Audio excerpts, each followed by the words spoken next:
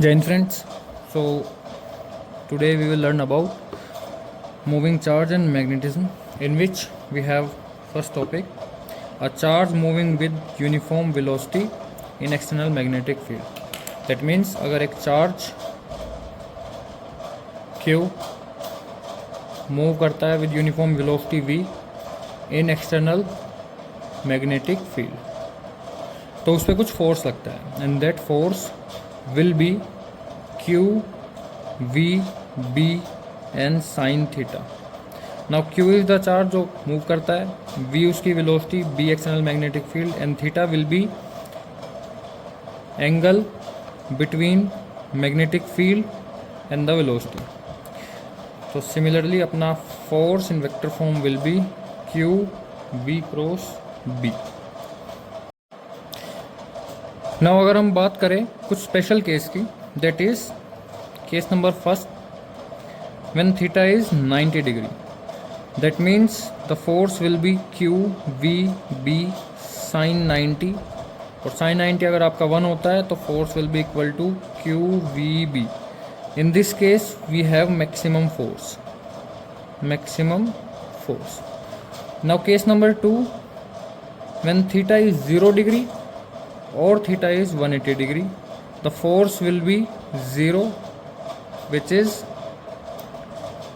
minimum.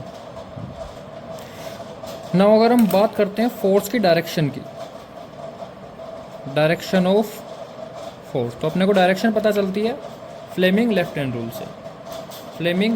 से, which says that a charge moving in external magnetic field will experience force.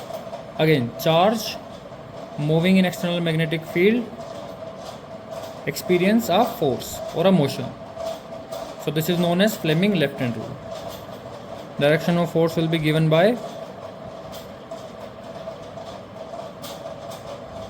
Fleming's left hand rule, which says charge moving in external magnetic field experience force, right?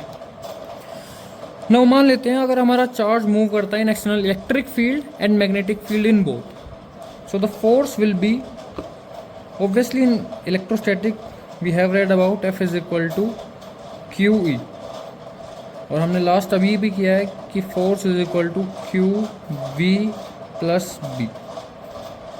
तो अगर हमारा कोई भी charge किसी external electric field and magnetic field दोनों में move करता है, तो जो टोटल फोर्स होगा हमारा that will be q e plus q v cross B.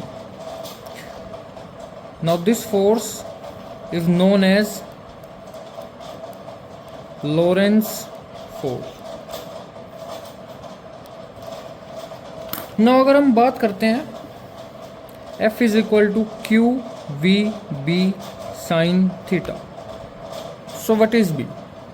B is known as magnetic field, और हम magnetic field को निकाल सकते हैं F upon Q V sin theta. So magnetic field at a point is defined as force experienced by unit charge. Force experienced by a unit charge moving with unit velocity perpendicular to the field. तो जब हमने charge को 1 coulomb unit पे रख दिया, velocity आपकी 1 metre पर second and perpendicular means theta is equal to 90 degree, so the magnetic field will be equal to force, right?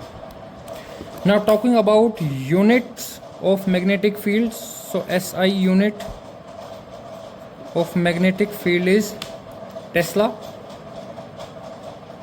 in which 1 Tesla is equal to 1 Weber per meter square. So हमारे पास unit is weber per metre square and tesla. Also 1 Gauss is equal to 10 to the power -4 tesla. I hope इतना आपको याद रहेगा. आगे करते हैं अगली वीडियो में. Thank you, have a nice day. जय हिंद.